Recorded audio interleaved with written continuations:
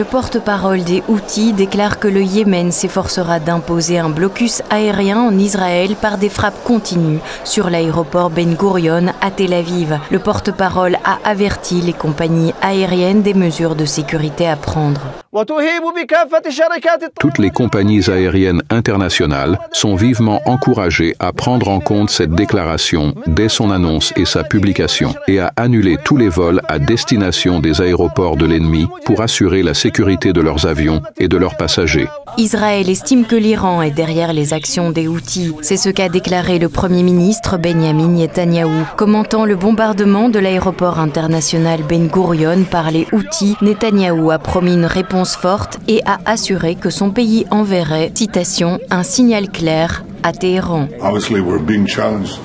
Il est clair que, comme le monde entier, nous sommes défiés par les Houthis, notamment par leur attaque sordide d'aujourd'hui près de l'aéroport Ben Gurion. Nous ne le tolérerons pas, nous prendrons des mesures très dures contre eux, sans oublier qu'ils agissent sous la direction et avec le soutien de leur parrain qu'est l'Iran. Nous ferons ce que nous devons faire afin d'assurer notre sécurité, de répondre de manière efficace et d'avertir l'Iran que ça ne peut pas continuer. L'Iran nie toutefois avoir aidé les Houthis à attaquer l'aéroport de Tel Aviv. Le ministère iranien des Affaires étrangères a accusé les États-Unis d'alimenter le conflit, tandis que l'armée américaine, depuis le bombardement de l'aéroport de Tel Aviv de la veille, a commencé à frapper des cibles civiles et des infrastructures au Yémen.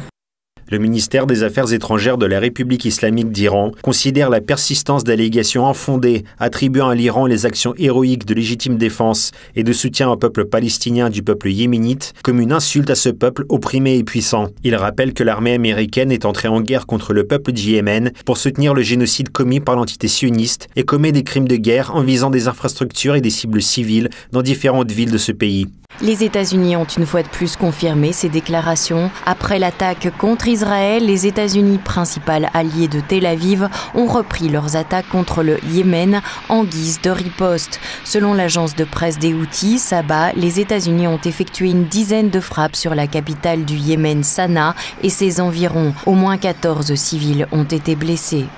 Le ministère de la Santé a confirmé dans une déclaration dont l'agence de presse yéménite Saba a reçu une copie que 14 citoyens ont été blessés dans la frappe aérienne américaine lancée hier soir contre le quartier de Sawan. Le ministère considère que l'agression américaine contre des civils représente une violation flagrante de toutes les lois et conventions humanitaires internationales. Cependant, le ministre iranien de la Défense a souligné qu'en cas d'attaque contre l'Iran, il répondrait avec force. Téhéran n'a pas l'intention de frapper les pays voisins, mais reconnaît que les bases militaires américaines sont des cibles.